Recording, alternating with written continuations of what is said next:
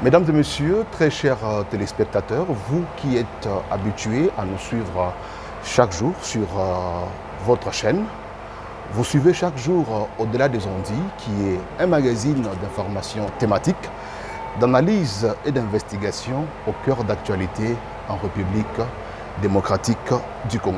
Je m'appelle Don André Lukusa. Aujourd'hui, j'ai l'honneur de recevoir pour vous un homme de Dieu. Il s'agit du pasteur Isaac Alpha Mwendia, président régional des églises Foursquare dans l'espace Grand Katanga. Révérend, bonjour et bienvenue. Bonjour, merci beaucoup, Papa André. Vous êtes le bienvenu dans cette émission.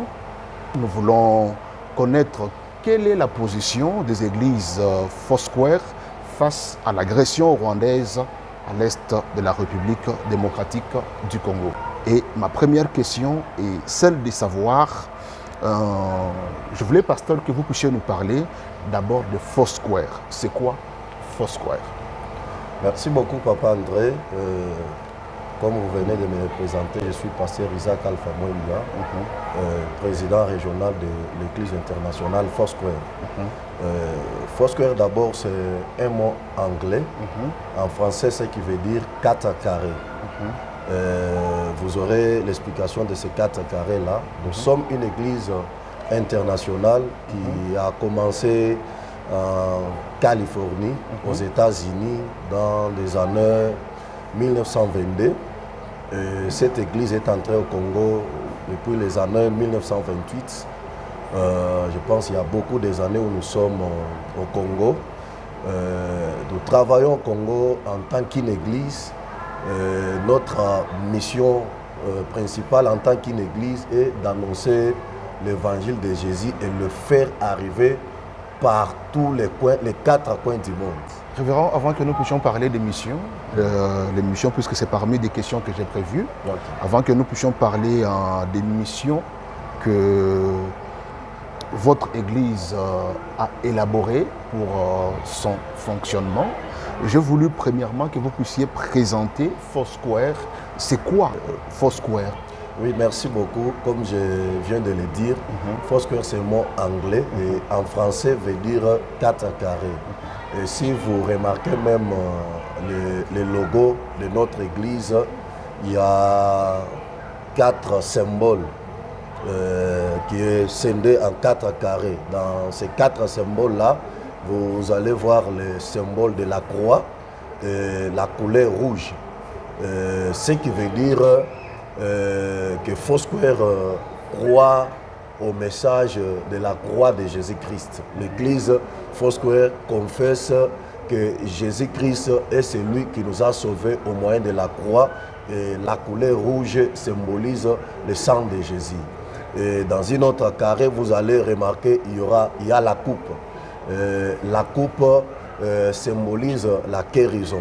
Il y a la coupe, il y a aussi la couleur bleue. C'est-à-dire, au Foursquare, nous confessons que la véritable guérison, c'est la guérison qui vient du ciel. Dans une autre carré, vous allez remarquer, il y a la colombe et la couleur jaune. C'est-à-dire, la colombe symbolise le Saint-Esprit. C'est-à-dire, la couleur jaune symbolise le feu. C'est-à-dire, au Foursquare, nous croyons que c'est Jésus-Christ qui baptise du Saint-Esprit. Comme Jean-Baptiste l'a dit, moi, je vous baptise d'eau pour vous amener à la repentance, mais celui qui vient après moi vous baptisera du feu et du Saint-Esprit. Et enfin, il y a le symbole de la couronne et la couleur violet. La couleur violet qui est la couleur de la royauté.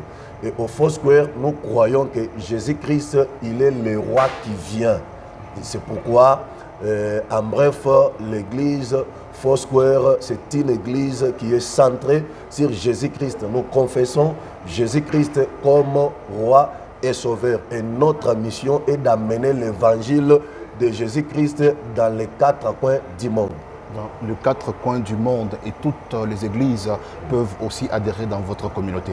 Exactement, toutes les églises qui confessent la même confession de foi que nous, qui croient au Seigneur Jésus-Christ comme roi et sauveur, ces églises-là peuvent faire aussi partie des églises Foursquare.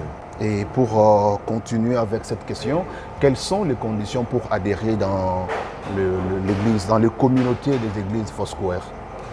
Oui, les conditions pour adhérer à l'église internationale Foursquare, premièrement, il faut être chrétien. En dehors d'être chrétien, vous venez signer votre fiche d'adhésion et la fiche d'adhésion, on les signe gratuitement, on ne paye rien. Foursquare est en train d'encadrer les églises aussi qui n'ont pas de documents de l'État. Et dans ces cas-là, si ces églises-là n'ont pas de documents de l'État, là, il y aura des petits frais qu'ils doivent payer pour avoir leurs documents qui peuvent les mettre à l'aise de vivre en tant qu'une église dans le sol de l'État congolais. Foursquare a cette mission-là d'encadrer les églises au niveau mondial parce que nous sommes dans 154 pays dans le monde, l'église Foursquare, c'est-à-dire dans tous ces pays-là, nous avions nos églises membres, on les appelle chez nous les églises de souche. Ce sont les églises Foursquare. Les églises qui avaient peut-être leur structure à part et sont venus adhérer au Foursquare, on les appelle les églises adhérents. C'est comme ça que nous travaillons. Nous travaillons dans des catégories. Il y a les églises de souche, ce sont les églises Foursquare qui dépendent de Foursquare. Et les églises adhérents, ce sont des communautés par-ci, par-là, qui avaient leur structure en dehors de Foursquare. Ils sont venus adhérer à la vision Foursquare. Très bien. Alors là, je peux poser la deuxième question. Dans la deuxième question, je voudrais savoir, ou les téléspectateurs voudraient savoir, quelles sont les missions, ou vos missions en tant que communauté des églises. Notre mission en tant que communauté des églises, premièrement, c'est pour encadrer d'abord des églises. Il y a des fois où nous organisons des formations de pasteurs. Nous avions des écoles théologiques pour l'encadrement du pasteur, afin que les pasteurs qui sont vraiment appelés par Dieu, soit les églises qui sont vraiment les églises de Dieu, puissent bien fonctionner. C'est pourquoi notre mission en tant que l'église Foursquare, nous sommes là pour encadrer d'abord des églises qui confessent la même confession de foi que nous. Les encadrer avec des formations, des leaders, des formations, des pasteurs, organiser des séminaires par-ci, par-là, des renforcements des capacités. Et en bref, soutenir aussi les églises peut-être qui n'ont pas de moyens d'avoir leurs documents personnels auprès de l'État. Mais avec Foursquare, on peut faciliter ces églises-là d'avoir des documents qui peuvent leur permettre d'exercer leur ministère partout où ils se retrouvent. Et en dehors de ces missions-là, y a-t-il quelque chose que vous avez oublié, quelque chose d'autre que vous avez oublié, que vous n'avez pas dit, qui peut peut-être aider un homme qui est en train, ou quelqu'un qui est en train de suivre cette émission? Ce que je peux ajouter là-bas, la mission principale de Foursquare est d'amener l'évangile de Jésus partout dans le monde, dans tous les fonds du pays, même à nos villages. Il faut que l'évangile de Jésus-Christ arrive là-bas. C'est ça notre mission et c'est là que nous sommes en train de travailler chaque jour, lutter par-ci, par-là, ne pas se limiter seulement à Lubumbashi dans des grandes villes, aller même jusqu'à nos villages, amener l'évangile de Jésus-Christ partout, sur toute l'étendue de notre région nationale. Très chers téléspectateurs, vous êtes en train de suivre votre émission, vous êtes en train de suivre Au-delà des Ondits. Au-delà des Ondits qui est votre magazine d'investigation, d'analyse et d'actualité en République démocratique du Congo. Aujourd'hui, nous sommes venus nous entretenir avec un homme de Dieu, le pasteur Isaac Alpha Mwembia. Il est le président régional des églises Foursquare dans l'espace Grand Katanga. Il nous a éclairés, il nous a expliqué, il nous a parlé des missions et objectifs des Foursquare. Mais si nous sommes venus là, c'est pour partager ou interroger l'homme de Dieu à cette question que j'aimerais lui poser tout à l'heure. Révérend, quelle est la position des églises Foursquare face à l'agression rwandaise dans l'Est de la République démocratique du Congo. C'est quoi votre position, vous en tant qu'Église? Merci beaucoup, Papa André. Vu la situation catastrophique et génocidaire qui se passe à l'Est de notre pays, et en tenant compte de la souveraineté de la RDC, en notre qualité de membre de l'Église évangélique internationale Foursquare du Haut-Katanga, dénonçons et montrons à la face du monde impérialiste, multinationaliste et mercantiliste notre indignation par rapport à cette agression masquée et honteuse sur les épaules du pays voisin. Nous citons le Rwanda avec Paul Kagame comme tuyau des passerelles en vue de la balkanisation de la RDC.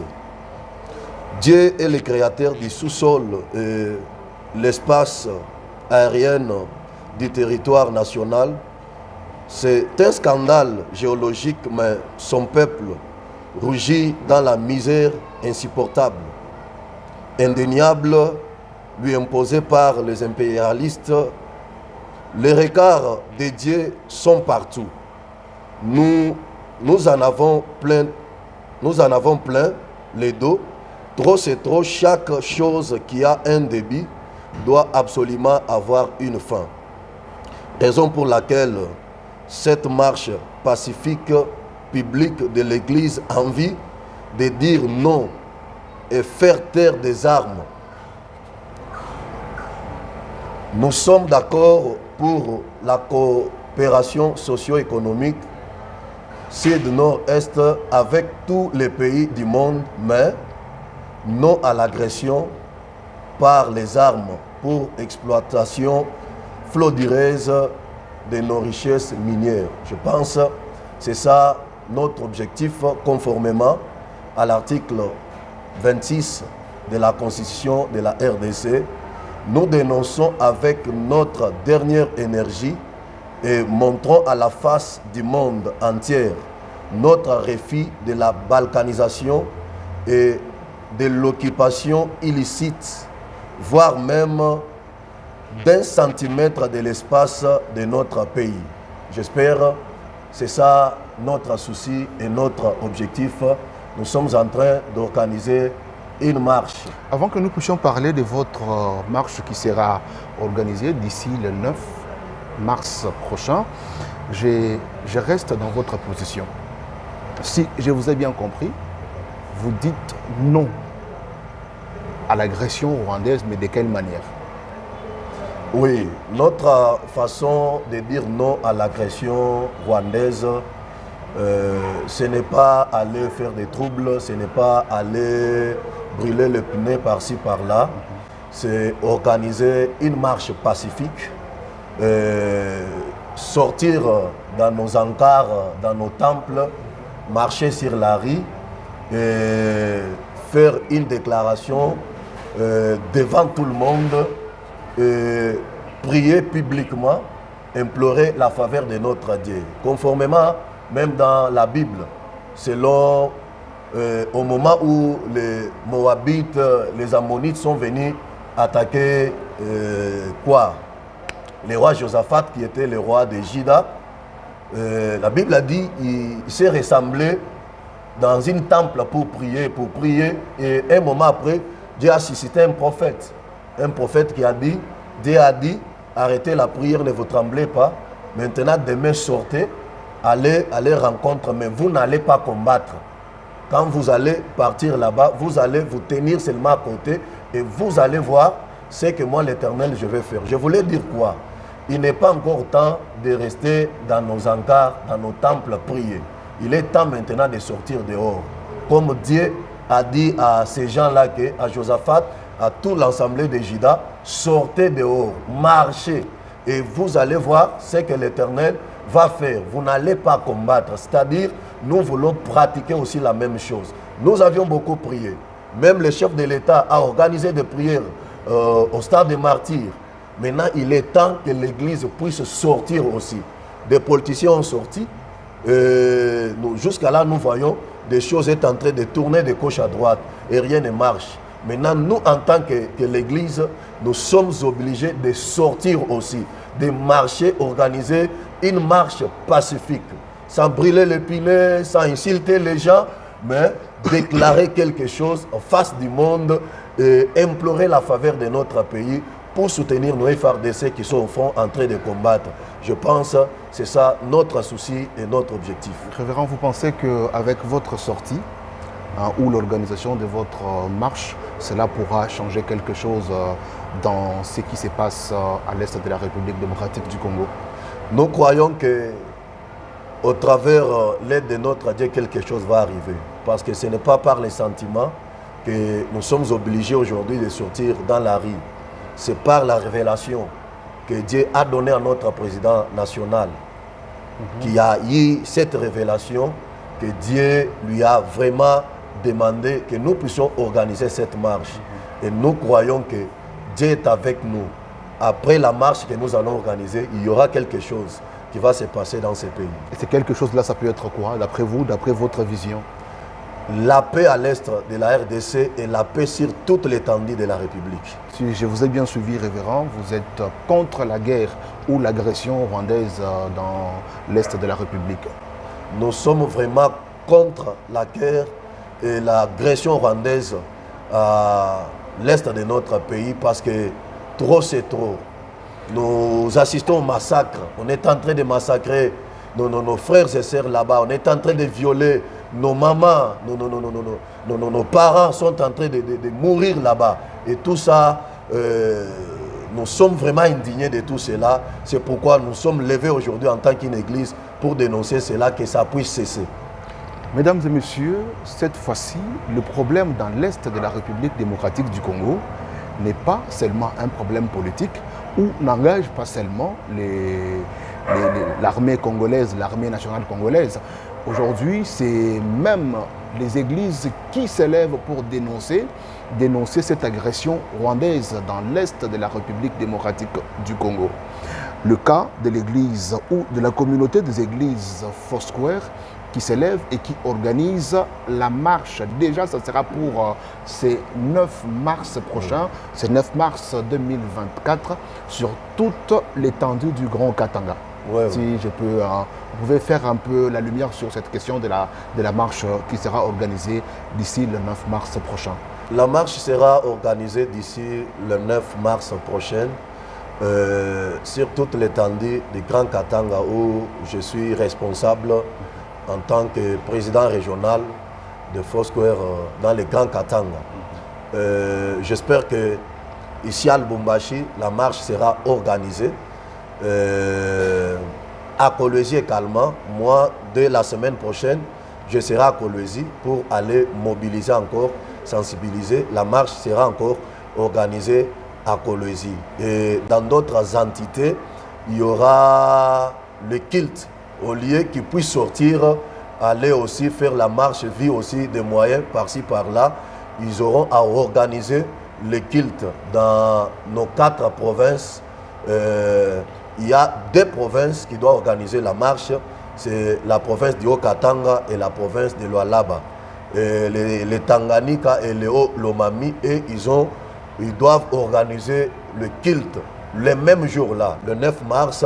Ils seront dans un culte pour implorer la faveur de Dieu dans notre pays et dénoncer aussi cela dans la prière, dans la même date. La même date, vous avez dit, homme de Dieu, qu'il y aura la marche pacifique. Parlons un peu du Haut-Katanga, de l'organisation du Haut-Katanga, le point de départ et votre point de chute. Ça sera comment l'organisation? Comment vous allez partir? Comment vous allez marcher? Quelles sont les avenues ou les rues que vous avez ciblées? Oui, je pense pour ici, au Katanga, précisément à Lubumbashi, notre itinéraire, notre vraiment point lieu de rencontre, ça sera le place de la Poste. Nous allons nous réunir, nous tous, au niveau de la Poste, la place Moïse Tchombe. Par là, nous allons prendre la direction Musée Laurent Désiré Kabila, coin Kassavubu. Et nous allons prendre Kasavubu pour aller monter jusqu'à même Sandoa. Et nous allons monter notre point de chute. Ça sera le bâtiment du 30 juin. C'est là où nous allons déposer notre mémo. Les mémos de votre église ou de votre marche ou de vos déclarations seront déposés, si je vous ai bien suivi, au niveau du bâtiment du 30 juin, siège de l'Assemblée provinciale du Haut-Katanga. Oui, oui, exactement. C'est là où nous allons déposer notre mémo. Au siège de l'Assemblée provinciale du Haut-Katanga. Merci beaucoup, homme de Dieu. Nous sommes en train de chuter avec cette émission. Nous arrivons pratiquement à la fin de l'émission. C'est quoi votre dernier mot? Notre dernier mot, nous invitons seulement toute l'église du Grand Katanga, au Katanga en particulier, de venir se joindre à nous, les églises Foursquare, même d'autres églises, même d'autres confessions religieuses qui sont sur cet espace Grand Katanga, de venir se joindre à nous. Cette affaire ne concerne pas seulement l'église Foursquare, mais ça concerne toutes les églises de la RDC. Bien que c'est Foursquare qui est l'initiateur de la vision, mais toutes les églises sont appelées à s'impliquer à ce programme, que nous puissions marcher ensemble. L'église, n'oubliez pas que nous avions un mot à dire sur notre pays. En Jérémie, la Bible a dit de ne pas oublier à prier pour notre pays, là où nous vivons.